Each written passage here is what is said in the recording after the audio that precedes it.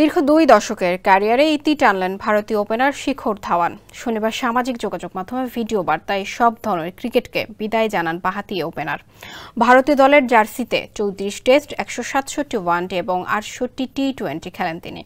সব মিলিয়ে রান করেন 10,867, শতক রয়েছে 24টি। টুর্নামেন্টে সর্বোচ্চ রান করে 2013 সালে চ্যাম্পিয়ন্স ট্রফি জয়ে গুরুত্বপূর্ণ অবদান রাখেন শিখর ধাওয়ান।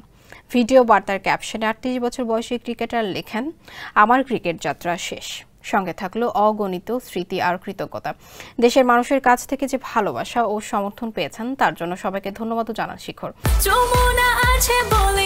যমুনা রেফ্রিজারেটর, খাবার ফ্রেশ তো লাইফ জম্পেশ।